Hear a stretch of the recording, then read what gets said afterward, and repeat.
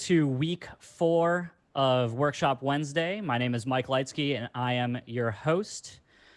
Before we get started here, I want to thank the circuits that present Workshop Wednesday. So that's ADLA out in California, SCGC here in Nashville, and the Carolina Winter Ensemble Association in North and South Carolina. Super thankful for those circuits to put this on and speak with some of the best people in the marching arts week after week.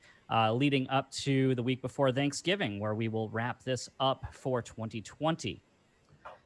Joining us tonight, we have some of the best marching arts educators and designers, some legends of the activities, both indoor and outdoor. With us, we have Mr. Scott Johnson and Mr. Brian Dinkel. How are you guys doing? Good to be here. Doing great. Super pumped to talk with you guys tonight. Thanks for joining. I know it's a little bit early over where you guys are, so I appreciate you altering your schedules to work a little bit with us here on the East Coast and towards the center of the country. It's what we do. Absolutely. So, and congratulations to you guys for the Dodgers winning the World Series last night. I'm not sure. So, Scott, I know you're Northern California, so I don't know if you're a Dodgers fan. Brian, you might not be either. I'm an Angel fan, so all right. But I'm also a Laker fan, so I feel like I'm kind of riding the wave of that a little bit. So if the we'll let the Dodgers in. You know what I mean? No, we won't. No, we won't. Being a San Francisco more permissive Giants, than Scott feels differently, but I'm a little more permissive than San Francisco Giants fan here, so we don't like anything about the Dodgers. We'll give them their 60 season win. Okay, go ahead, whatever. That little third championship. little asterisk next to their name. Exactly. Well, I'm a Cubs fan, so the past 2 years in particular have been pretty brutal, where it looks like they might be able to get onto a hot streak and have a little bit of a burner, and then, just cannot make it happen for whatever reason. So, 2016, we can hold on to that forever. Hopefully it won't be another 108 years between that one and the next World Series championship. Crazy. Yeah. So I imagine most people on here are familiar with both of you already, but just to make sure that everyone is on the same page, Scott, give us a little bit of your backstory, how you got to where you are today.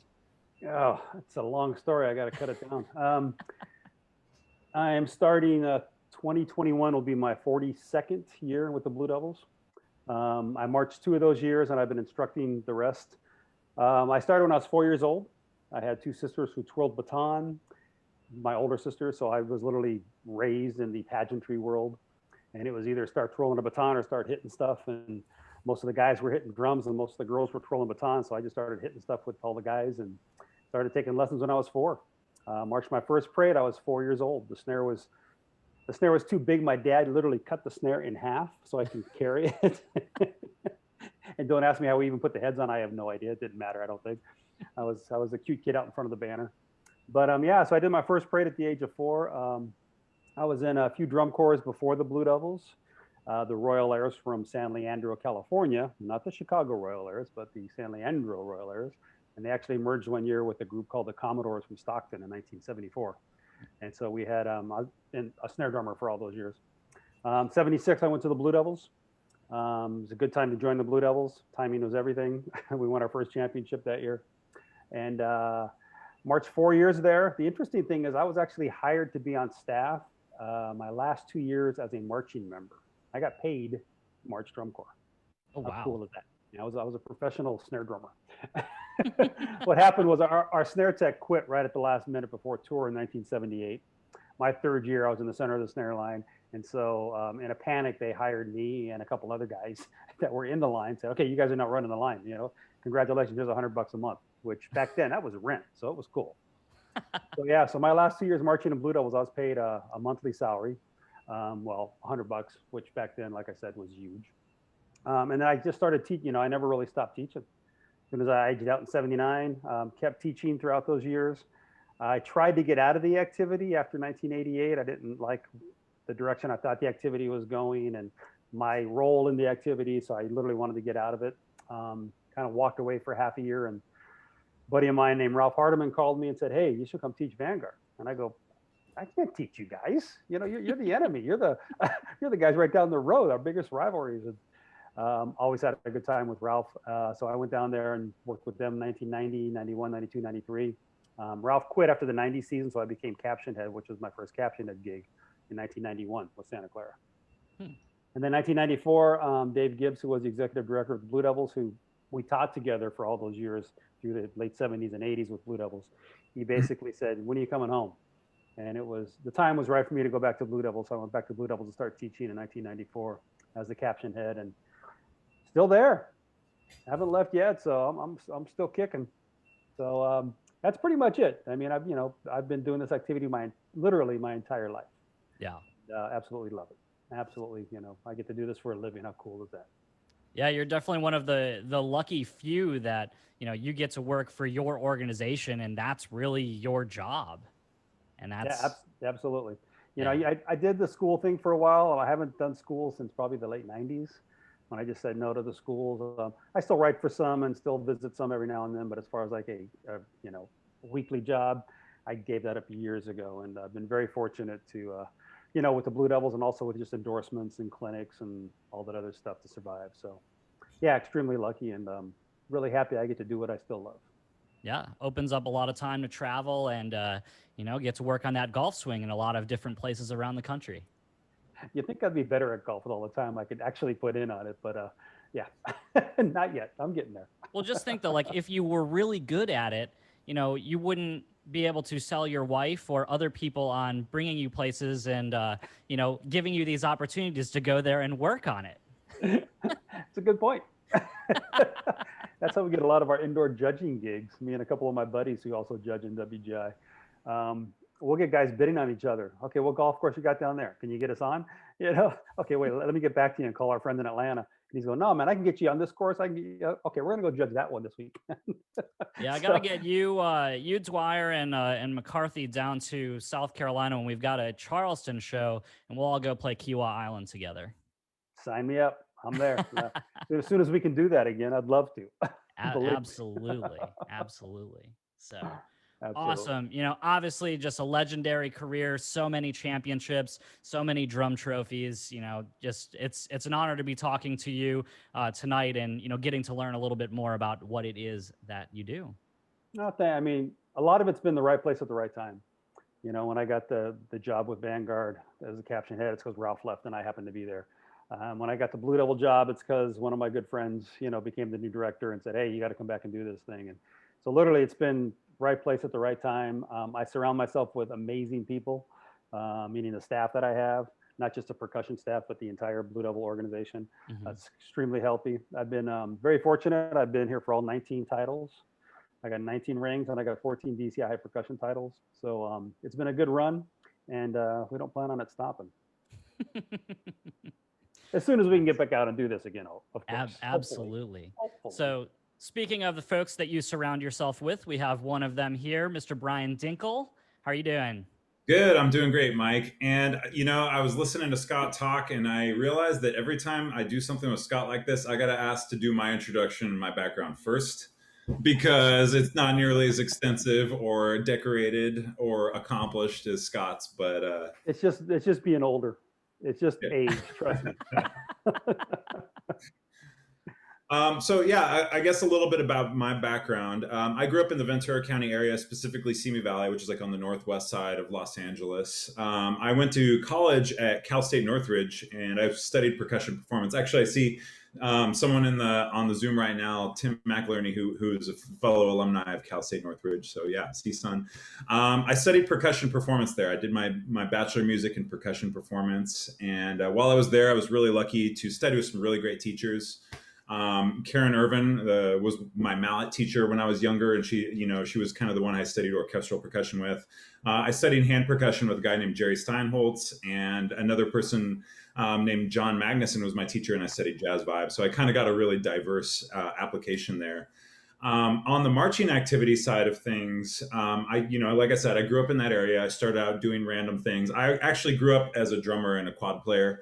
And I've kind of noticed that with a lot of front ensemble people in the activity, or a lot of people who write and design and teach, a lot of us, strangely, for whatever reason, started out as quad players. Jim Wunderlich, myself. There's a lot of other guys out there, JJ Pipitone, some people who are like really fantastic front ensemble instructors. Tom Rarick is a snare drummer, but he still kind of counts. You know what I mean? Yeah. Andrew So I guess Mulworth, same way. yeah, like a lot of those guys, I kind of came from a marching background. And then, when I got to college, I kind of just fell in love with the mallet side of things and the other sides of percussion. I started studying mallet percussion really intensely. That became a big area of focus for me. And, I still love the drum corps activity. I played drum set and I played a lot of hand percussion and I loved the drum corps activity. But the way I kind of justified myself when I was in college is that if I was going to be able to kind of sacrifice some of the other opportunities and do the things make time to do the activity and keep paying for it, I would have to kind of find some ways to further my studies in school at the same time. So I kind of started to focus a little bit more on the mallet playing side. And at that time, I actually started playing mallet percussion in indoor groups. I was a quad player all through that. I actually played quads in the Anaheim Kingsman indoor drumline with like Tom Float. Oh, wow. Right as I was graduating high school that summer, we were supposed to go on a DCI tour and it folded. So that's probably a parable about the Anaheim Kingsman all its own. Scott probably has some stories there. But anyways, after that, once I got to college, I kind of focused more on the mallet playing side of things. And that kind of started becoming a passion for me. I actually went to Riverside City College, even though I was a student at Cal State Northridge, 100 miles away on the other side of Los Angeles. I actually got talked into by a guy named Jim Wunderlich to come out and play in the group at RCC. So I went out there for my, before that, I did the group Black Knights in the Burbank area. And I worked with Mike Jackson, a guy named Steve Ridley, who was like a really big influence on me and my writing style and my teaching style. So I did the ensemble, the Black Knights, out of Burbank while I was in school for a couple of years. Then things kind of started to get a little weird. Mike and a lot of the staff left, as often happens in this activity. And I was kind of figuring out what to do for my age out year in the WGI activity. So in 2004, I went over to RCC and played marimba there for my age out year. And after that, I kind of, I was still going to school. I was still studying in Northridge. I was still trying to get gigs and play and follow my dream to be a professional percussionist. And Jim Wunderlich kind of gave me a call after I aged out. And he was like, hey, we're doing the fall marching band show at RCC. We're trying to do a Spanish theme. None of these guys can play any of these instruments. I don't know anything about this stuff. I know it's more of an area of expertise. Can you come out and just help with that? And I was like, man, that's a long drive. RCC on a weeknight from Los Angeles. That's like a 2-hour haul. But it's like I wanted to give back to that ensemble, and it was kind of a cool opportunity. So I was like, yeah, sure, I'll go out there and do it. And so I spent a few weeks in 2004 fall. This is this story's going somewhere. Hopefully, trust me. 2004 fall, I kind of just started helping out with the Latin percussion. I got that thing up and running in a few weeks. Got those guys functional, playing a few patterns and not falling on their faces. And then I was like, okay, I think my work here is done. And I was like, Jim, you good? Anything else you need? And while I'm standing there having this conversation, the mallet section is just blowing up. They're just falling apart, trying to play some hard book. And, there's some good players, but, it's like they were just kind of missing some of that instruction. And I was like, I could stick around and help them too. You know what I mean? Like, and Jim and everyone else was like, please. And so then I was like, okay, well, I'll stay on through the rest of the season. This drive is brutal. But I'll stick around, you know what I mean? And so I kept driving to RCC like 2 nights a week from Northridge. And then after that fall, then of course I get the call like, hey, you want to come back and do the winter and, come back and work for the organization. And to make a long story short, that was 2005 winter. And, this would have been my 16th year at RCC, the spring 2020 season. So It's kind of been a crazy evolution. I actually worked, my first drum corps teaching job was with a group in San Diego called Esperanza. And that was 2004, like literally this WGI season I aged out. I was teaching drum corps that summer, teaching mallets and teaching front ensemble with a group named Esperanza. And a guy who I kind of knew in the indoor scene had recruited me to do it, a guy named John Mapes, who was just getting started out there. And so John calls me, convinces me to do it, gets me to drive down to San Diego. There's a theme here of me driving all over Southern California, I guess, at this point. So I started teaching the Esperanza drum and bugle corps. I did that for a couple of years until it folded in 2006, so it wasn't very long. And along that time, I actually kind of recruited Jim Wunderlich to come on board as a writer. And that was all great. It worked out really well. It was Jim Wunderlich, John Mapes, myself, and a few other guys who were still in the activity teaching in 2005. And then the next fall, Scott snatches Jim away to go work at the Blue Devils. And, and it created an opportunity for me to kind of fill that role and get a chance to write for a group at that level when I was only 23, 24 years old. Yeah. So that was like a huge transformational thing for me and a great opportunity. The next few years, to be honest, I wasn't really involved in the activity. 2007, 2008, I was continuing my studies. I actually lived part of the year in Las Vegas, and I was working as a percussionist playing with a couple top 40 bands and a salsa band in Las Vegas. Oh, wow. And I was working 5 days a week out there. I was like breathing way too much cigarette smoke, but it was a good gig. I got to know a lot of people. It was fun playing. How come I never knew that? That's crazy. I didn't know you played in Vegas. Yeah, those are like the dark years where I'd go to like a drum corps show. I knew what was going on in the activity, but I was kind of just busy during the summer. So I was like, all right. I might have seen you in a few of those clubs playing. Yeah, I worked with one band that played at the Bellagio, and then I worked with another band that did private events all over the city. So I kind of was just trying to live out my dream to perform and play a little bit more. And then summer 2009 or late 2009, I get a call from Jim asking if I'd come work with them at the Blue Devils. And, I've known Jim and Jack for a long time. I went to school with Jack. We played in groups together. Jim was one of my inspirations and colleagues and given me a lot of opportunities. So I came on board at the Blue Devils in 2010, just as a pit tech, just helping out, filling in some of the gaps. And then I guess, Scott could speak to this too. I guess every year I took on a new responsibility. I took on a new role. Suddenly the electronics were happening. It was a big part of what we do. So one of us pit guys would always be chained to the mixer in those days. It wasn't like a audio staff or anything like that. It was just the front ensemble person would mind that also. And then I started to take some more ownership over that. And then summer 2017, I actually took over for Jim as the caption head. And Jim was still a ranger, but he had a daughter, and he was kind of focusing on being around for her and being a dad. So I took over as the caption head in 2017, and then in 2018, I finally took over as the arranger. And I've been there since. I've been in that role, and it was kind of a dream of mine that I never really envisioned being attainable. But I just kind of I'm just going to put my head down and keep plugging away and keep pursuing it. And like Scott said, sometimes you just got to be in the right place at the right time with the right people. Yeah, and have the right skills. That's a little bit of my background. Yeah, and now I sit here on Zoom all day. So yeah, I think we're all becoming Zoom experts slowly but surely. Yeah. So your first year at RCC was 2005, and your first year at Blue Devils was 2009. Championships and gold medals in your first year in both groups. Not a bad way to get started. Yeah, it's kind of funny. Every year I performed in WGI, or the last few years I performed and competed, I was a silver medalist, and I never actually broke through as a performer. And then, lucky me, I get hired by two fantastic organizations and, get to be a small part of tag onto their success at the beginning while I'm still figuring out what I'm doing and what I want to get out of this activity. So like you said, it's great places to be at that time, and a lot of opportunities and a lot of things to learn from the people who are kind of turning the wheels. Yeah.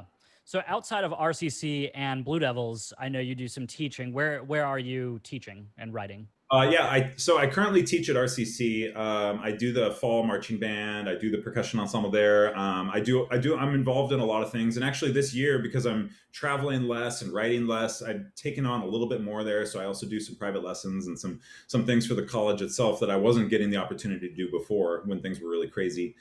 I also have been really lucky to work at Woodbridge High School in Irvine, California for the last 9 years. I moved out to Orange County in early 2012, and another opportunity to walk into a really amazing ensemble doing amazing things and be a part of that, and turn in my own direction over the last 8 or 9 years since I took over there.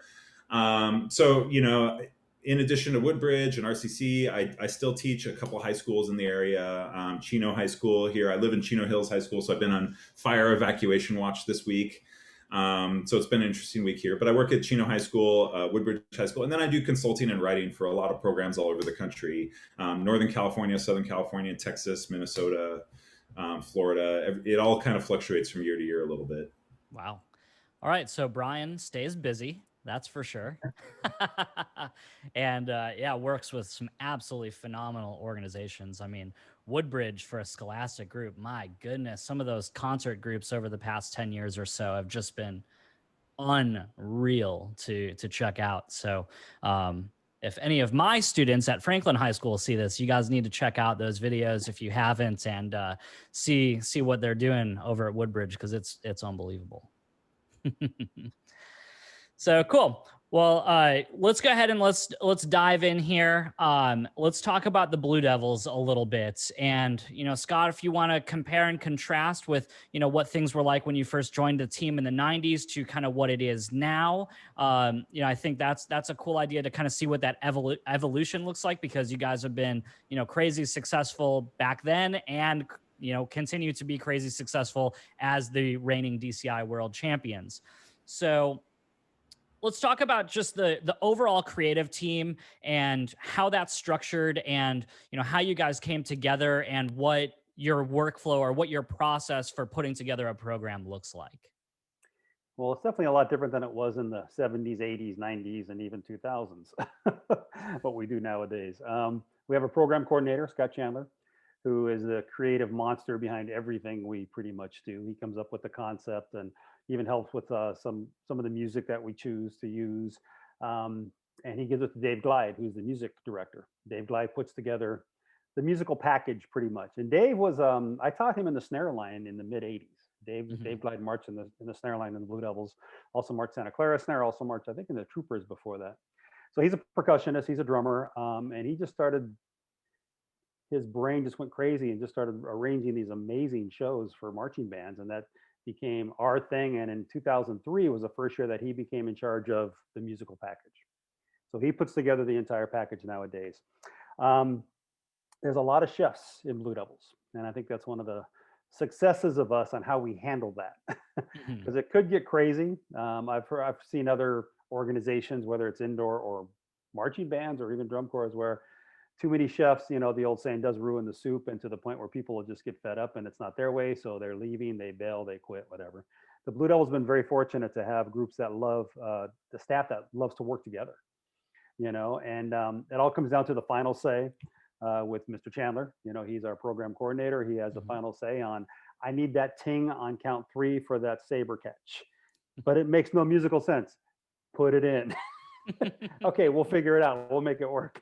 So those little things happen all summer. Dave Glide, like I said, puts together the musical package. I help a lot with the battery arranging. I still drum a lot. I still perform a little bit. So I still try to keep my chops up, and just try to figure out what the new vocabulary is for the times. Yeah. Whether that's me trying to make up new stuff, or even going to the guys in the line, which we do a lot. And I say, show me something. What do you guys got? Because they're the guys that are breathing this and living this. So the members are also a lot involved in the make of the show, as far as what they actually play and how they play, and obviously the visuals, and even some of the how they move comes from the members as well across the field. We're very fortunate. We get very mature players.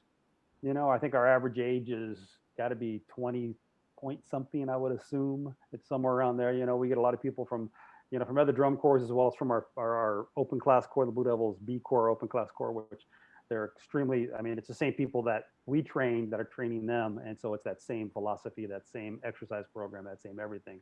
So it's just an organization that keeps feeding itself, and it's been extremely successful. The creative process, like I said, comes down to basically Scott and Dave. Jay Murphy puts the visual product on the field, as far as, we don't call it drill, because we don't do drill anymore like I did when I marched. It's not a zipper up and down the 50-yard line. Yeah. It's staging. We now stage things, and how you get from one set or form to the other form is how I think we become very different from other drum corps, is just the way we move, and as well as we move. And a lot of that comes from very mature players. Well, and you guys have been doing that for a while now, haven't you, with regard to staging of the performers? Because I remember when I was a marching member, we always just heard, these rumors of like, well, Blue Devils, they don't have dots, or they don't, they don't learn drill, they stage it. And, now that's like, to me, that's like, well, yeah, everyone does that. But back then I was like, well, how do they even do that? How's that a thing? Well, it all started with literally with Jay and Scott Chandler on the field going, okay, I want you guys to move over there. Okay, just good over there. Yeah. Okay. Snares. You got to move that way about 16 steps and look cool doing it. What do you got? Literally, we would make it up on the fly. You know, and the best thing was the drum staff being from the indoor world. You know, I did teach RCC for a few years in the early 2000s in indoor percussion, and I've been involved in obviously in the judging aspect of it. So I'm still trying to stay as fresh as possible. And so the drum staff creates a lot of the visual things that the Blue Devils do just because of the indoor world. And most of the guys that come to our organization from Blue Devils are in another indoor group, whether it's RCC or Pulse or Rhythm X or Music City. I mean, they come from everywhere. Yep. So they have all that experience and they bring something new to the table every year. But yeah, I mean, the creation process is very different. We don't have dot books. I can't remember the last year we've had a dot book, to be honest. And what we do is we get things staged, and then Jamie Hawley, one of our visual gurus, he'll kind of like structure it and kind of give people their coordinates as far as like whatever dot book would be, you know, but just remember, okay, this is where you need to be at the end of this form. But that's after it's already staged, just so we can clean it. So they can clean it. So our visual guys can actually, you know, get consistency out of it. So it's very different. It's like a theater more than anything else. You know, it's not like a marching band. We definitely create the visual aspect like you would a theater production. Yeah, like Scott was saying, you know, a lot of the process on the musical side, for me, I'm not as maybe invested in the visual side as even Scott is. Like Scott is there when they are creating the process. Scott is like one of the most dedicated caption heads I know, because when they're doing visual blocks and they're staging the show, he's there having his say. And that maybe is a rare thing in the DCI activity where someone like Scott gets to be there and be like, Brian, you're not going to get a raise. No, I'm not trying to flip the boat. I'm just saying the one advantage of 2019 is that battery staging all of a sudden had to become part of the argument. And then all of a sudden you'd have Scott on the sideline in his lawn chair being like, you know, the drum judge is not going to be able to get out, you know. Poor Mike is not going to be able to get out there to check that out. So none of that content's going to be rewarded or evaluated. I've only got 7 steps. I don't have a chair, just so Brian. I borrowed the brass guy's chair every now and then, but I don't have my own chair. Oh yeah, sorry, John Meehan. Usually I'm up walking around and running around, so I want to clear that up. But like Scott was saying, going back to on the musical side of the design process, everything kind of Dave Glide, like he said, he's like kind of the man behind the curtain musically with what we do, and maybe not that name isn't as household as it should be because Dave is like pretty unappreciated person for what he actually does and contributes, but. The show, like Scott or John Meehan or myself, starts with like hours-long phone calls and conversations with Dave about portions of it. Just him talking through the show in his own words, hearing our reactions to it. And Dave is a really like intuitive person. And I think part of his process is just talking through it with all of us and hearing me go, or Scott go like, okay, you know what I mean? It's like he is one of those people who's like in his retelling and his hashing through it with the rest of us, he's kind of evaluating and making changes. And I guess that's one of the things about the Blue Devils that strikes me the most is that the process is more flexible than anywhere I've ever worked with, because it just has to be. It's not like we come into day one of all days with like, here's all the drill, here's all the music. Okay, let's just learn that and let's clean it. Okay, and let's do that till the end of the season. It's more like, here's the idea, here's the sketch, here's some of the elements. Now let's detail this. But the way we detail it isn't always like, okay, let's start at the beginning and let's go vertically and comb through the whole show vertically like this. It's more like, let's do this layer, and then let's do this layer, and then let's do this layer, and then let's do this layer. And so the whole show just keeps kind of getting concepts and ideas built on top of each other. And for me, musically, as a front ensemble person, that's a different process than anywhere I've ever worked before. You know, 2018, when I took over the arranging process and I started doing a lot of the sound design for the show, was the first time I ever just found myself sitting in the press box at a football stadium watching a Viz block and just thinking about things and picking the brain of Scott Chandler about like, well, what's the idea here? And what are you thinking here? Because we just left a space here, but something's eventually going to have to go there. And kind of a funny story about that 2018 season is that was my first year arranging. And there was this section in the opener where it was like, kind of like a little stop time jazz section where there's like a phrase and it's like, dum dum da ba da ba dum ba ba, and everything stops for like 8 counts. And what would happen is when we were first doing this, nothing was in those spaces. And they were like, no, just leave that out. Don't fill that up yet. We don't know what's going to go there yet. Don't do anything there. But we'd get to the rehearsal and we'd be in an ensemble and we'd get to those spaces and everyone would look at me like, you didn't finish the book. Like, when are you going to finish this section? And I was just like, they want me to wait. I don't want to step on their ideas. And so I kind of just started to have fun with it a little bit, and I started to just get impatient. So I was like thinking about what it could be. So every once in a while, I would like give the synth player like a sample. I was like, just sneak this sound in there and just play this there, do this there. And then I'd get yelled at by Scott Chandler or Dave, and they'd be like, what are you doing? We want that space open. But then they'd hear that sound and be like, all right, well, I hate that, but that gives me an idea, and I really think we should do this. And then there would be clarity, and then we could finish that part of the show, and then we'd do the run through, and no one would stare at me there. So it's a really different process, but it's a lot of fun, and it's really engaging, and it keeps you on your toes in a way that's, really challenging and kind of engaging as an arranger.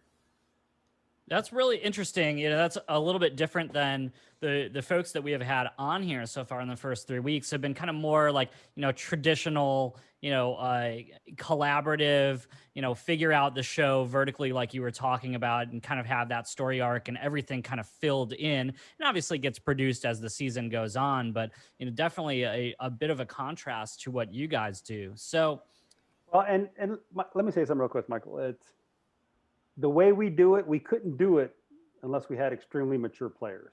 Mm-hmm. I mean, this isn't because I do a lot of these clinics and talking to like high school guys, and they go, "Oh, we should try that." I'm going, "Don't try that." It's not going to work.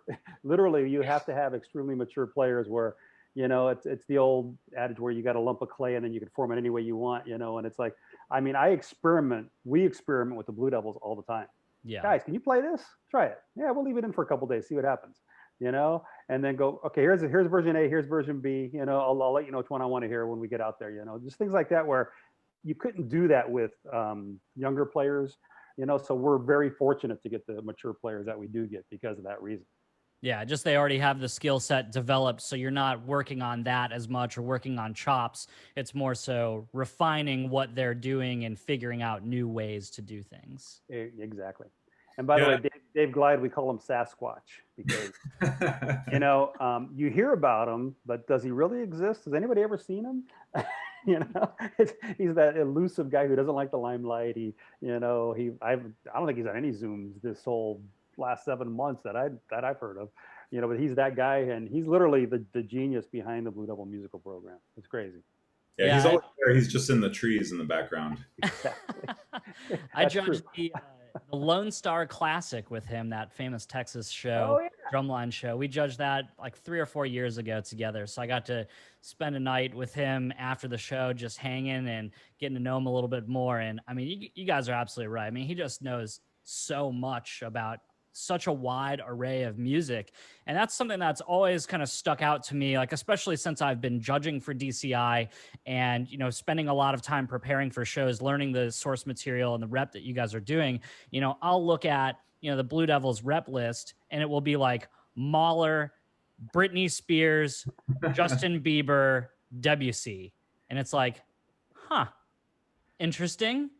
But then, like, in the way that it's woven in, the pop tunes are woven into some more classical repertoire, I think works really well. And unless you knew that Britney Spears was a part of that show, I don't necessarily know that would stick out to you as like, oh, they're playing a Britney Spears song. Yeah, we get a lot of those flavors, from, Dave's. I mean, I still think most of our show, if not 98%, all original. But we get all these ideas from those groups, and that's from Chandler. He wants that, he needs this, he wants this, and so we'll get those ideas and get those flavors and then just try to mix them together so it makes sense for our activity. Yeah. And to add on what Scott was saying about like how there's a lot of exploration and experimenting that happens, I think part of why that also works is a lot of the staff like Scott and Dave and John Meehan and Scott Chandler, they've been working together for more years than our performers have been on the earth at the Blue Devils. Yeah. And so, it's like there's a certain expectation of what John is going to bring to the table, what Scott is going to bring to the table, what the expectations are of quality for all of us. You know what I mean? There's such a track record of these people working together. So for me, it's a lot of just trying to like kind of blend myself with that, know when to keep my mouth shut and go with the flow, maybe know when to be like, hey, maybe here's a thought. But yeah, I mean, I think there's a lot of trust on this staff, and that's something that's different. Every staff that works together trusts each other to a certain extent, but if you see the snare line playing something bad, it's not like, uh-oh, we're in trouble. It's more like they're gonna get that. That'll be awesome in August. You know what I mean? And if it's not, they'll change it to something that will be. And there's a trust that the people in place and the staff and the performers are going to knock it out of the park when it's all said and done. And sometimes that's August 11th, and sometimes it starts to lock in, July. Sometimes that happens with different parts of the show, different parts of the season. And so that back and forth and that experimenting is part of that, because everyone trusts that we're going to do what's best for the group. So it's kind of liberating in a sense, even though it's kind of also very intimidating to start working amongst that group of people. Yeah, for sure. So functionally, when you guys are designing a show, like if you were writing the 2021 show or 2022 show, whatever the next year we'll all be together is Scott Chandler and Dave Glider are going to get together, and Scott will probably already have some ideas for a show. Dave will have some maybe musical ideas that he's bounced off of you guys, or just tunes that he's looking at, or something that he thinks fits the theme. And then is Dave going to actually kind of score it out? And then you guys, like, Brian, you'll take the, maybe like a piano reduction and fill it out with the front ensemble music. And then Scott, kind of the same thing with you for the battery. Yeah, it kind of happens in little pieces at the early part of the season. Like Dave will kind of have some of the big picture structural ideas in mind, and maybe he'll be like, all right, right here, there might go a snare moment here, and he'll start working with Scott on that like in January, February, really early in the season, just maybe even out of context. Or he might talk to me and be like, all right, this minute of the show, you get to do this, and it's going to be based on rhythm song, and just go for it. You know what I mean? And so there's little bits of things that kind of get delegated to all of us, and we get a little bit of freedom to operate within those parameters. You know what I mean? But Dave is kind of the person just putting it all in place, and he works really closely with Scott Chandler and Jay Murphy. They all live up in the Bay Area. They all live like in the Walnut Creek, Concord area. Okay. So they could have lunch every single day if they wanted to. They used to be able to like kind of talk out their kitchen window to each other, like they were all so close by.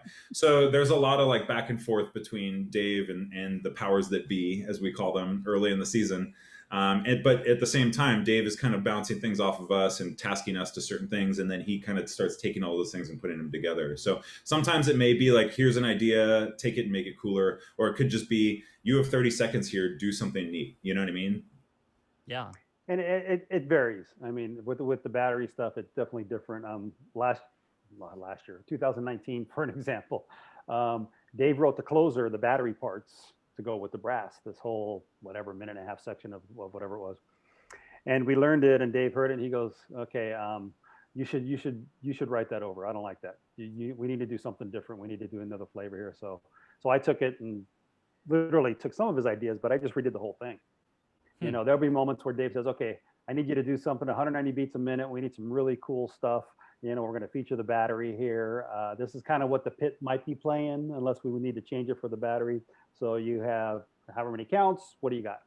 So I'll go work on some stuff and send it to him. And so there's a lot of back and forth, big time, like we talked about earlier. I mean, we're on the phone a lot. Yeah. And then how much of that, once the members move in and you guys are doing, staging the show and doing all of that, how much of that is really malleable? Like, you look at some of those moments that you have, the 2017 show is coming to mind, where you had the snare feature that was happening concurrently with a really fantastic trumpet solo, and just kind of like a sultry moment that you don't ordinarily associate with percussion features, but it was a really fantastic idea. Like, how do you guys come up with ideas like that? Is that something that's going to be pre-planned, or is that just, kind of in the moment, someone has an idea and you guys try it out and it works and then great? Or, how do you guys approach that? All of the above.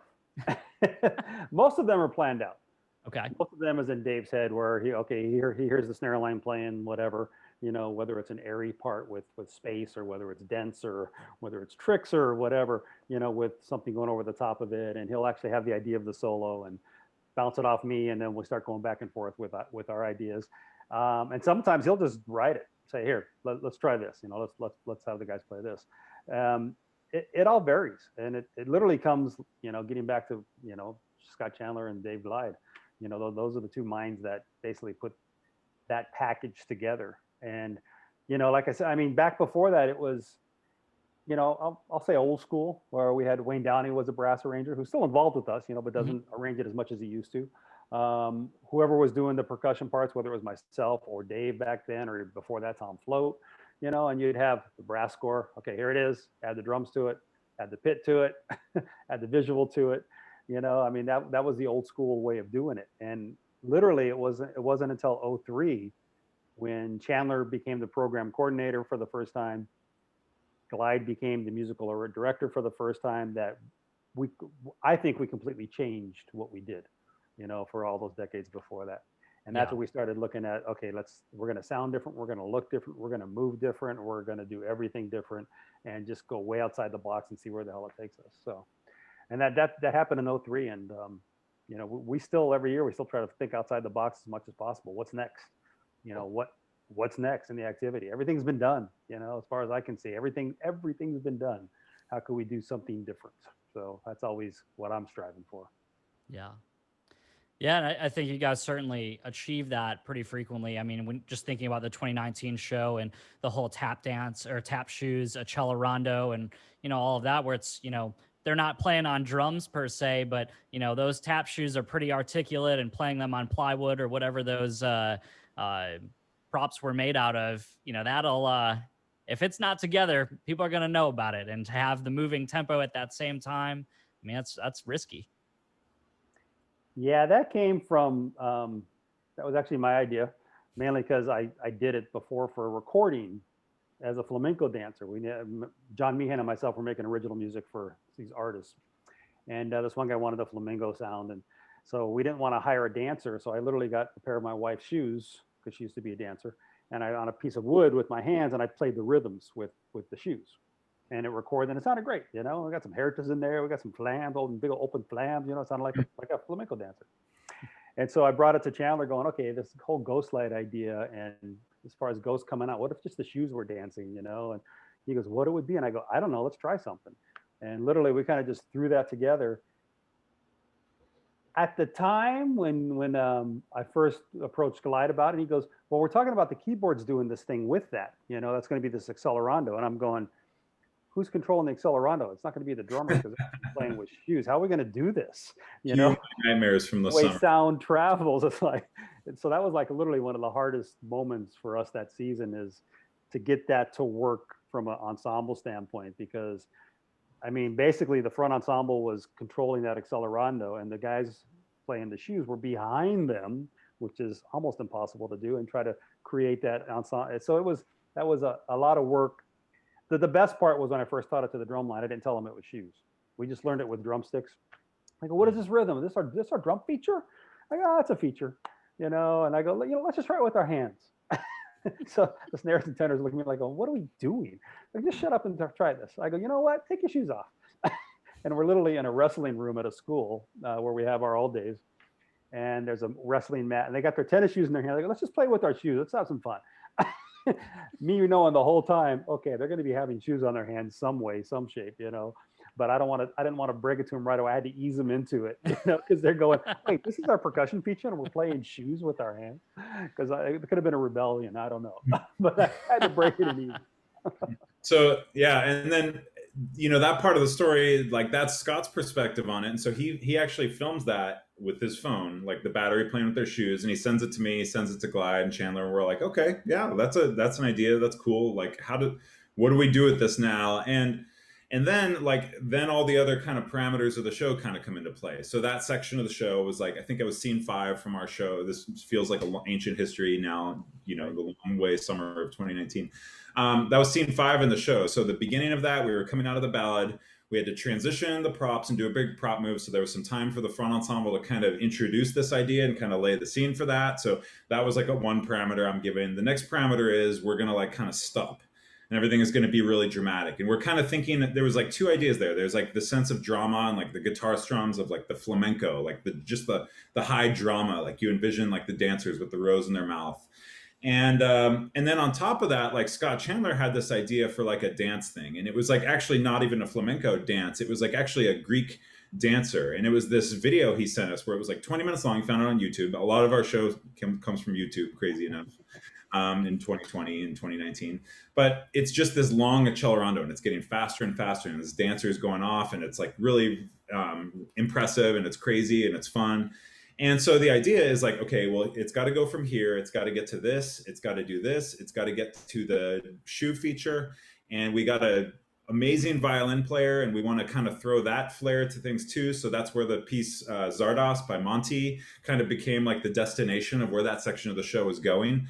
And then there's other source material that we're drawing from, like some of the source material for the opener and the ballad that we were coming out of that we used as a segue. So it's just kind of taking all those parameters, all those elements, and just throwing it all in a pool together. And that's what it comes up with, And I wish we could say that, like, yeah, August, April 4th, we knew exactly what that was going to look and sound like.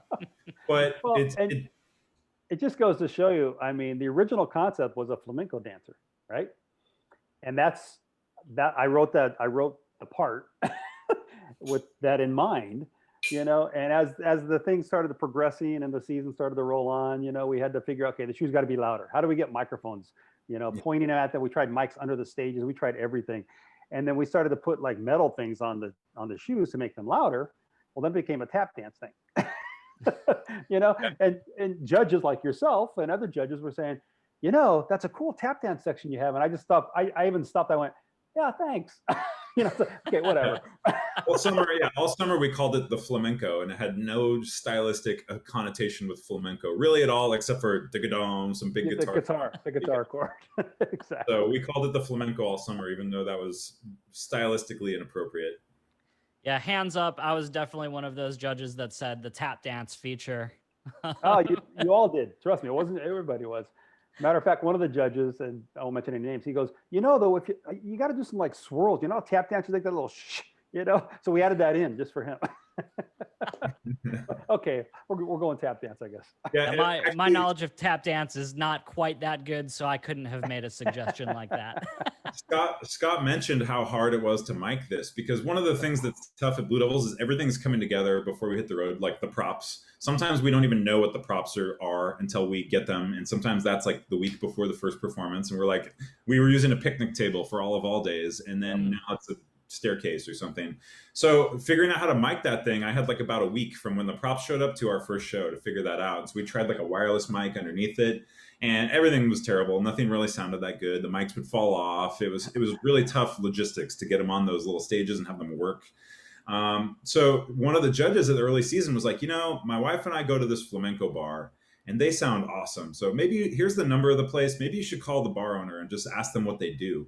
And so I called the guy and talked to him, and I'm like, hey, how's it going? And he was like, well, we just put a mic inside a wooden box and then they stand on it. I was like, okay, well, all right, at least we know we're starting in the right place. And then like Scott says, it's a lot of trial and error and trying different things and being like, okay, well, we got this mic over here. Let's set that up at this angle and see what that sounds like. So it's tough to make a moment like that come together. But, if we're not fiddling with it all along, maybe it's not going to be as special at the very end as it could be.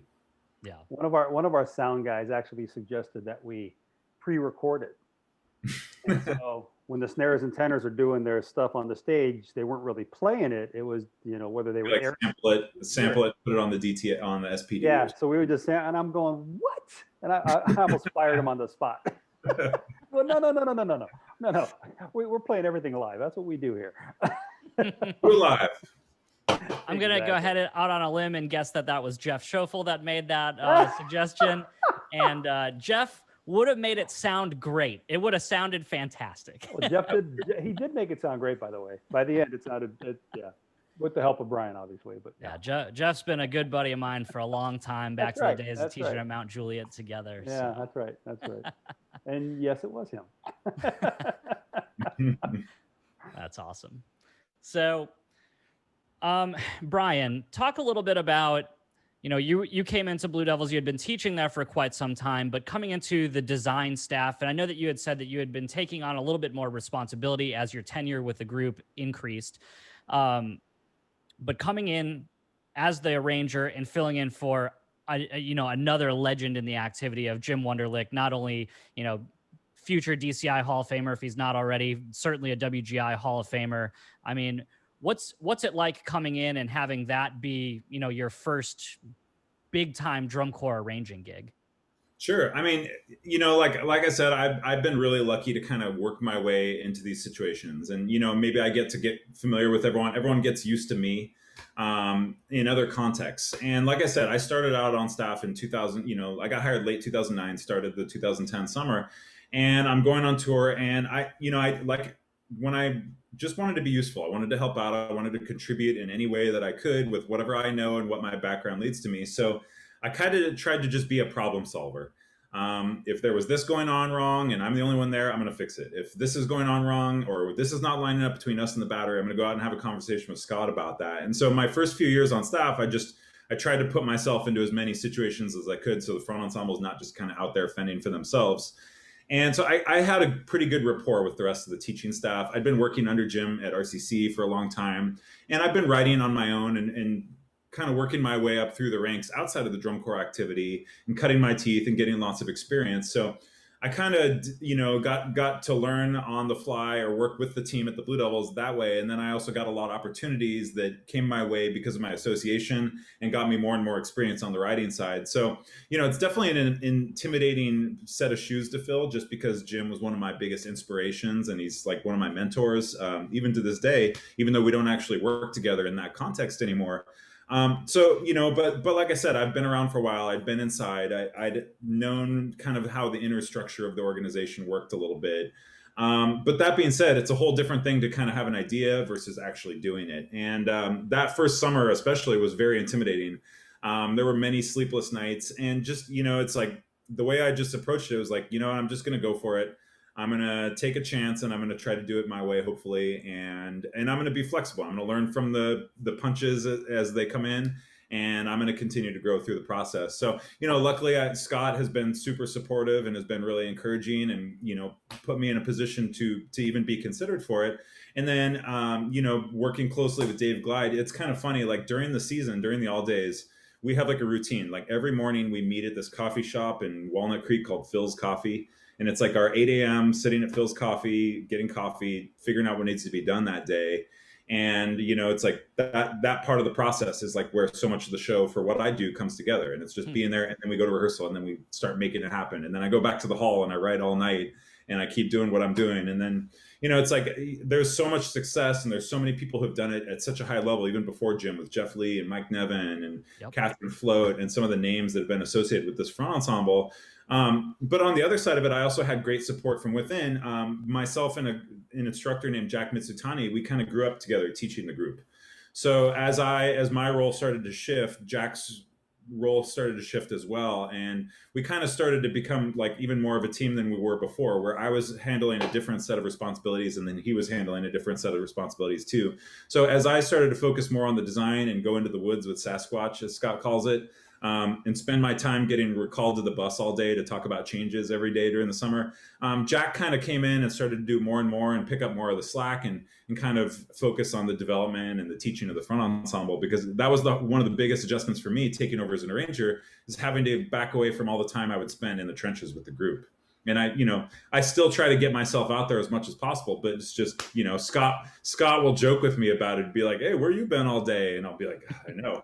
And I'd be like, I remember when I used to do drum corps and get a tan, and now I recalled into the dark recesses of every school we're in all day to talk about changes or to do samples or to make little tweaks or just watch a video from the night before and figure out why that thing sounded bad that day. So, it's like the job has changed pretty tremendously, but it's a really fun opportunity. And it's been fun kind of getting to attack all these different challenges at different levels from different, perspectives. Yeah. It's interesting what you talked about with regard to kind of growing up with Jack, teaching together for as many years as you did before transitioning to the role that you're in. And that's another thing that I think is really unique to the Blue Devils. Like looking at the staff team that you guys have, speaking specifically for percussion here, relative to maybe other drum corps or other indoor groups where, you just see a laundry list of names. You guys generally have a pretty small staff. And one thing that's interesting to me is just the longevity of people that are on your staff. Brian being there 10 years, Scott being there, I think you said 42. Is that right? 42. Yeah. 42. To give one example of that, so we have like a bus seniority list of like how many years you've been there and all that. And I've been with the group for over 10 years. I'm a caption head, I'm a designer, and I'm not even in the top like 12 on this list right now. I still get like the bottom bunks or like near all the shoes. And so it's crazy the amount of people who have been there before and who are still there being associated with this team. Yeah, it's interesting to piggyback on that, living in Nashville, Garth Brooks is a mainstay here. I've seen Garth Brooks live, probably a dozen or so times. And every single time I've seen him live, he kind of does the same things, but he'll introduce the players, and he introduces, I believe it's his drummer, and he introduces his drummer as the rookie. And he's like, yeah, he's the new guy around here. This is his 23rd tour with us, new guy. So everyone cheer for the rookie. And, you guys kind of have that same thing. So how do you not only attract talent to come and teach you guys that are going to develop into the monsters that you are, but then also how do you retain them when they develop themselves into people that could go and be caption heads or rangers at other groups? That's a good question. I think we're very fortunate. The organization is run really, really well. From the very top to the food, to how we travel, to you name it. I mean, it's the staff is handled extremely, extremely well. I think that's a big part of it. I've been, I hire the percussion staff. Nowadays it's changed a little bit. I used to hire the pit guys all the time too. That was my role. And then when Jim came on board, Jim started to take over that role, because that's when the pit thing started to blow up a little bit more with sound guys, and we need more guys for this and more that. Because literally back in the day, it was me and Jeff Lee, and Dave Glide. That was the drum staff. Yeah. And then we got Mike Nevin on board, and that was the last year we had one person doing the pit, was with Mike Nevin in the early 2005, maybe, I think it was 04 or 05. Somewhere around. Yeah.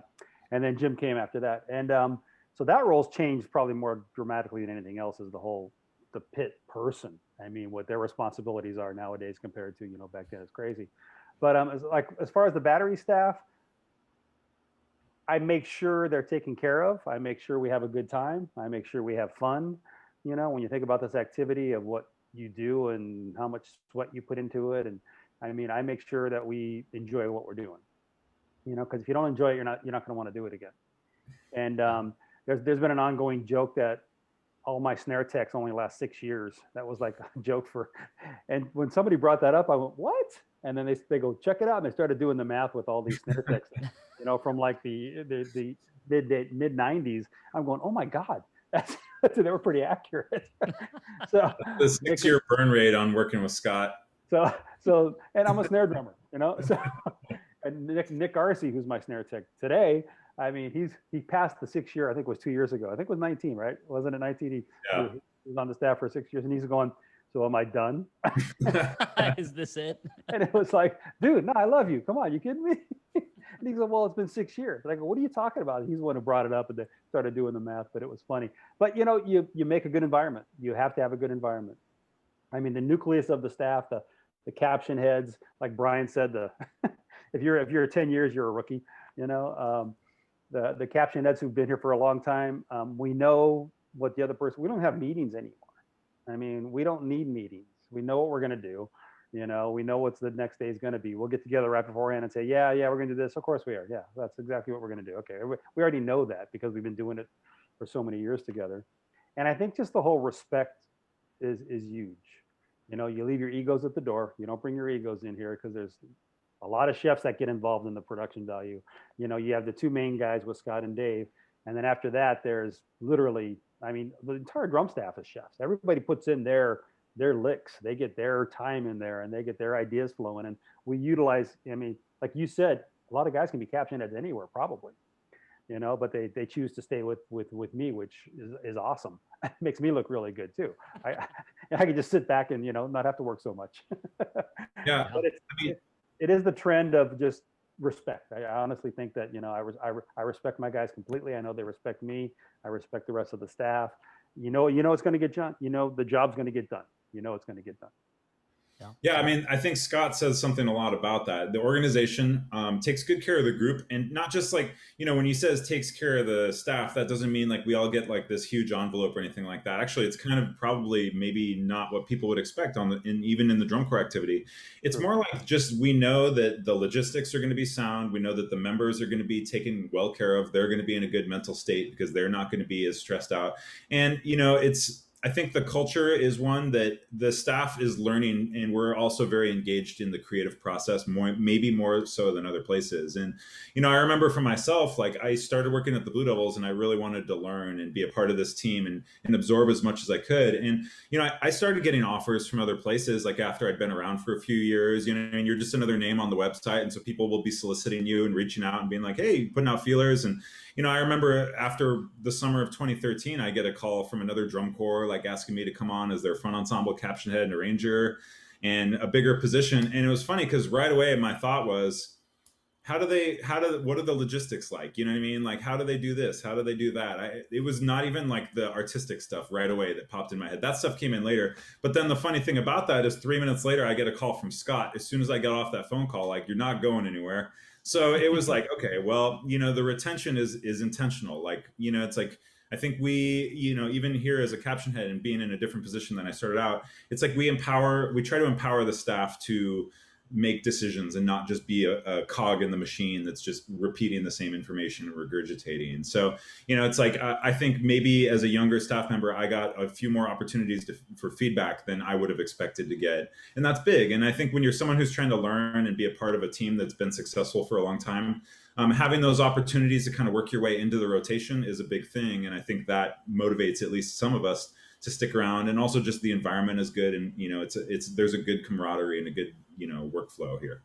Yeah, that's great. I mean, it's great to hear that. I mean, those of us that have taught drum corps that are on here and, know how important it is when the admin, tells you functional things like where the equipment truck is, and you have good sleep time, and the food that you eat is palatable. Because not everywhere that's the experience. So, okay. So with that said, with the sustained success that you've had and with kind of the elongated tenure of some of the folks that are with the group, what do you guys do to stay fresh and stay hungry? Talk to the members. I sit down the battery every year, usually the February camp, maybe it's the January camp after we pick the line. And I put it out to them. I go, okay, whatever year it happens to be, right? 2021, you're sitting in front of the best drum line in the world. What are they doing? Are they dancing? Are they ramming notes? Are they doing stick tricks? Are they doing modulations? I mean, what are they doing in your mind? What is fresh? What do you guys want to see? And literally they give us these ideas. They start throwing out stuff, and I will try to get them in the show somehow because, first of all, it gives them a little ownership. Mm-hmm. That was my idea. That's in the show. We're going to max this out. So that helps a little bit. But you got to get it from the members. I mean, that's why they're doing this thing. They live, breathe. That's all they do, right? Eat, sleep, and drum, pretty much.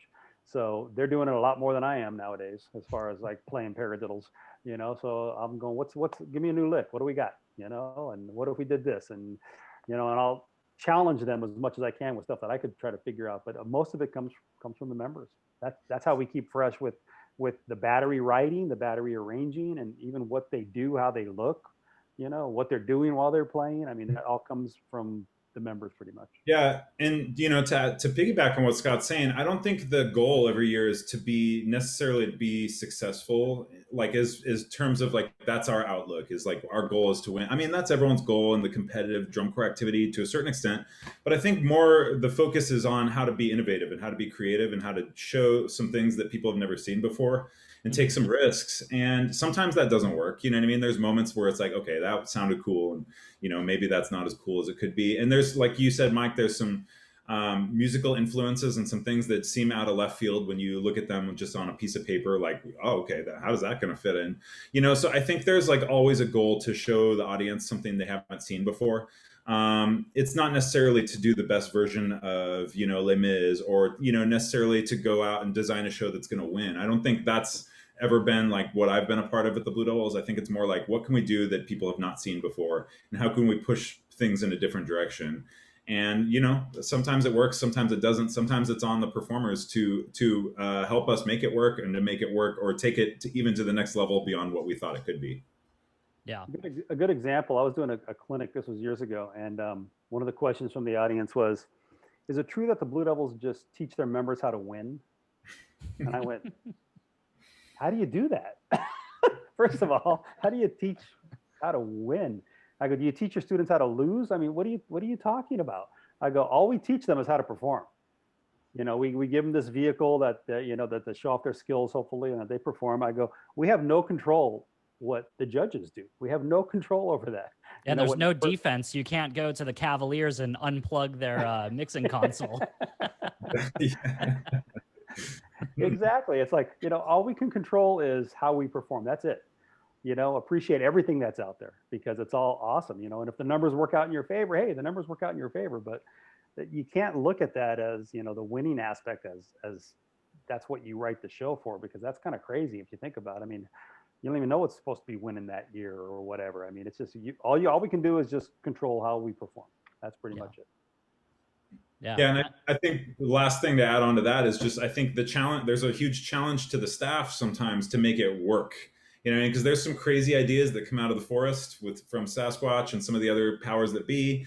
And obviously Scott and John and myself will have our own spin on things, but there's some things that our performers are being asked to do that we're not sure if it's possible, maybe when we're asking them to do it. And so that's a challenge to the staff. I think that's a pretty engaging challenge. And you're in a situation where you have all the tools to do so and to experiment with it and to do it at a high level. So I think that's something that also drives people from very top to the very bottom of the organization sometimes. Yeah. I think it's really neat. The style of shows that you guys, at least from an outsider's perspective, tend to do, aren't really necessarily prescriptive to what you're going to see. You might be telling a story in an arc of the show, but you don't necessarily have to understand that show to be engaged, or understand that story to be engaged by what's going on. And, even looking at, when we get the pages for the show before the season starts to prepare, I'll look at it and I'll be like, Fellini-esque, I have no idea what that means. Or Through a Glass Darkly, I have no idea what that means. But then you read and you get some tidbits of it, and you can start to put it together. But even if you hadn't looked at that sheet, the moments that you guys create make sense for the overall theme of the show, even if you don't necessarily understand. So it's like having that flexibility and fluidity to have that lab time and figure out moments that are, maybe the members can have a little bit of ownership and write some of the parts or do some of the visual. I think it's something that's really, really neat and unique to what you guys do. Thanks, I think. Really agree. Yeah. So cool. So before we start to wrap up here, let's talk about if you were maybe an upper division college student or an instructor that was starting to dip their toes in the design side of the world, or even starting to come up as an instructor in the high school or maybe independent WGI groups. What are some 3 do's that you have for them in order to be successful so they can one day be Brian Dinkel or Scott Johnson? I think, the first thing that stands out to me, above all, is go out. I mean, it seems like a no-brainer, but you'd be surprised, is go out there and do the gig. I think that a lot of people ask me, some of my students, they go through the activity, they age out of drum corps, they, go through college. And then they ask me age 24, age 25, how do I get started in the activity? I'm like, you should have started doing this when you were 18, you were 19. You should have found some school in the corner that no one wants to help that group and find a way to build that group up. And, it's like, we talk about all the situations I've been lucked into, I guess, for lack of a better term. I came into the Blue Devils, I came into RCC, I came into other organizations when they're functioning at a high level, but what got me there was all the things I had to do in the trenches before then that prepared me for it. You know what I mean? And building that foundation and really learning how to fail. There's this author named Malcolm Gladwell. He wrote a book about the 10,000 hours you have to dedicate to become a master of your craft. And, it's like, I think about the 8 years of things I wrote that no one ever heard before you heard something I wrote, not the thing I wrote last year. You know what I mean? So it's like, it's doing the process, it's learning from your mistakes, it's learning from experience. I think those things, the more you can put yourself in situations and have to succeed, the better you're going to be equipped for challenges that come your way later on. So I think that's one of my big ones. I think the other thing is just study what's out there. I used to I used to have this nickname that I've shedded since because I just don't have time for it anymore. But Jim and Mike Jackson and some of my early teachers and mentors used to call me the librarian because I knew every show, I knew every lick, I knew what things sounded like. I memorized Blue Devil shows. Like if you play a part of the Blue Devil show from 1995 when I was like in my like years where I was like really malleable, I remember every note from that show and I could probably sing half the drum book. And it's kind of funny later on in life, like Roger Carter was my roommate, and Roger Carter was one of Scott's 6-year rotation of snare techs. Now he's like a tremendously successful guy working at the Bluecoats. And I'd be like, hey, Roger, do you remember in like 1995 when you guys like played this part of the show? He's like, dude, I don't even remember that show. And I was like, oh, well, it was like this. And was it, and so I just, for me, I studied a lot and I geeked out a lot. I listened to different pit arrangers. I just, I dedicated myself to figuring out the craft. And there's no book to read on how to do this activity. There's a few that are out there, and usually they're only really current for maybe a year or so because it's changing so quickly. So yeah, just continuing to grow, continuing to pursue that. And then, like I said, just continuing to go for it. I mean, it's kind of like a summation of those last two, is just continuing to put yourself out there, continuing to take risks, and, learn, take the lumps when you have to, and kind of apply those towards the next one. Okay. Yeah, that's all great. Scott? You got to earn your stripes. Like Brian says, I mean, I was a tech, a snare tech, a tenor tech for decades with the Blue Devils before I became, the caption head. I put in my time. And I remember, and the dues, 1976 was my first year in the Blue Devil snare line. Came from a smaller drum corps, and it was the first time with 10 snares, and it was this whole mammoth thing that was happening in Concord, and all my friends went there, so I went there with them. And there was these 4 bars, 4/4 time, that Rick Odello, who was the arranger, just didn't write. And it was like getting close to the first show, and he still didn't know what to do. And I literally wrote something and handed it to all the guys and go, hey man, let's just play this in that section. and that was my first arranging thing that actually made it to a field. Because we played it one day and Rick says, hey, that's cool, let's use that. I went, yes, and you got to do it. I mean, Brian talks about just do it. And I agree completely. We get guys that are scared to come to Blue Devil auditions because they don't think they're going to make it. And I encourage them like crazy. Show up. You'd be amazed. And if you don't make it, you're going to get so much better just by seeing what you're dealing with, what you're going up against for the future or anything else. Just to be in that room with that many drummers with that skill level is valuable, and we've had guys that auditioned 3, 4, 5 times and finally made it, so it's you just got to do it. And the more you do it, you put in those, if you want to call them growing lumps or whatever. I mean, all I did was clean paradiddles for decades until I was in the right place at the right time. And, got the caption head gig with Santa Clara back in 91 because I was there and I stayed there. That's the only reason that happened. And that led on to what I'm doing now, obviously, but you got to have that experience of doing whatever you can. And I get people asking me all the time, hey, how do I get a stick deal? How do I get a drum head deal? And I go, well, what's your product? What do you mean? I go, well, let me hear your high school. Let me hear the group that you work with. Well, I don't work with a group. Okay, you're not going to get a stick deal. Why would they give you a stick deal if you're not doing anything? You have to produce something that's at that level where people are going to all of a sudden start knowing your name. That's how you get to where we are in this activity nowadays. And so you got to start somewhere. Like Brian said, find that high school that can't pay you anything. They can't pay a drum instructor, but you're going to turn that program around, and then maybe eventually they'll start paying you and get your name out there and, help them out, do whatever you can. So yeah, just do it.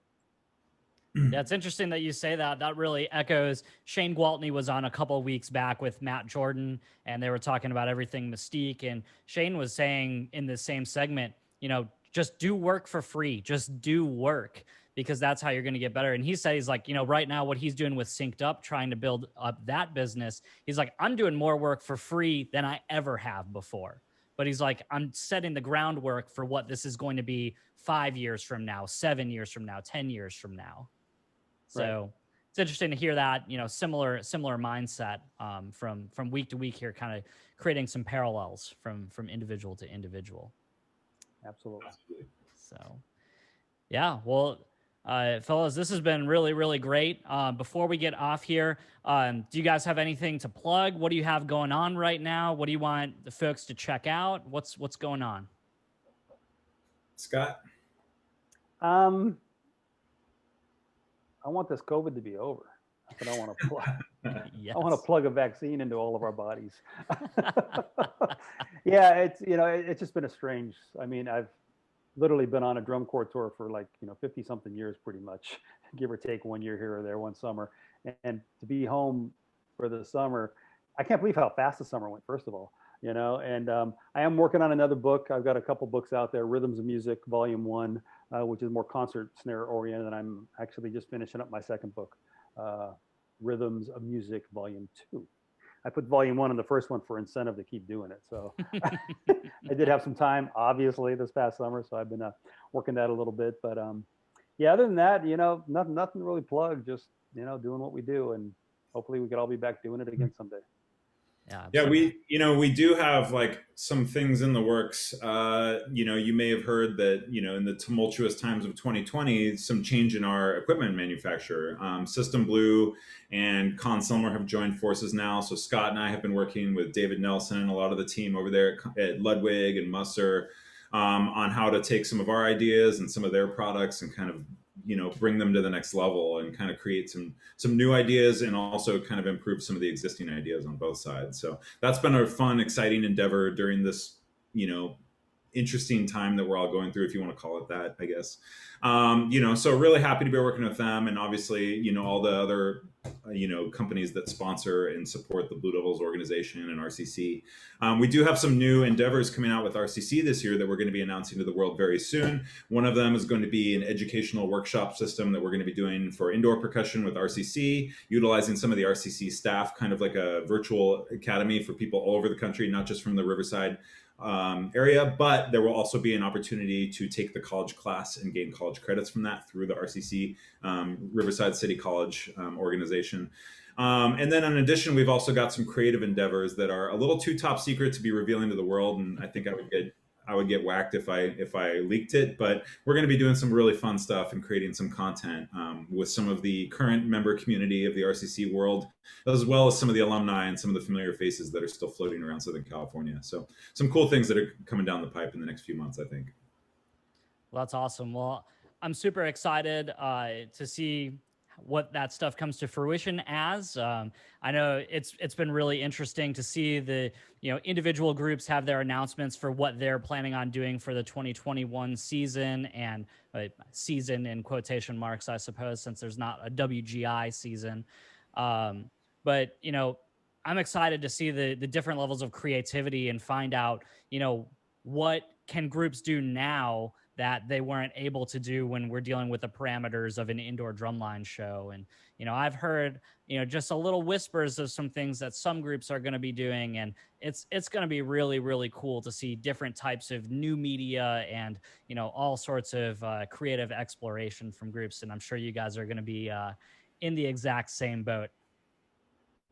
Yeah. And, last thing I have to say is it's going to be a big part. The way the activity rebounds from this is going to be a big part of the way our generation, which means everyone who's involved with it right now, pays it forward, and how we keep perpetuating that information, how we keep sowing the seeds with the people who are coming next, because there's definitely going to be a gap in like the learning and education of the younger side of the activity. So I think that's kind of something that's not just a Blue Devils thing or an RCC thing. We all are part of that. And that's a music education thing. So everyone listening, we all have a part. Yeah, the long-term implications of this thing, even after 2 or 3 years down the road of not having WGI for 2 years, and what that does to scholastic age kids, and how that eventually trickles up into the independent groups and drum corps, I think is going to be something that's really interesting to see what that looks like. So it's cool to see groups trying to work to combat that and make sure that, the kids are still playing and still staying motivated to work towards something and, play at a really, really high level. But yeah, So cool. Well, we'll go ahead and wrap it up here. Again, thank you guys so much for taking time out of your day to come and, speak with us here. Obviously like an unbelievable wealth of knowledge from the two of you with the amazing work that you've done over the years and you will continue to do, I'm sure. So thank you guys again. Be sure for everyone else that's attending here and watching on YouTube, be sure to join us next Wednesday for Workshop Wednesday Week 5. We're going to take it back to the Midwest, and we're going to have Noah Bellamy, Ryan Ellis, and Matt Hahn of Resonant Music Design. They're going to be talking to us about some of the indoor percussion work that they've been doing the last few years, absolutely crushing it with Lebanon High School and now moving into some other projects like the Madison Scouts Drum and Bugle Course. So we're going to be talking with them and learning about how they work as a team and, what they would have done in summer 2020 and what they're hoping to do in summer 2021. So be sure to tune in for that. But with that said, thank you to ADLA, CWE, and SCGC for your continued support of the Workshop Wednesday series. And with that said, everyone have a great rest of your night. Cool. Thanks, Mike. Thanks for doing this, Mike. Yeah, thanks, guys.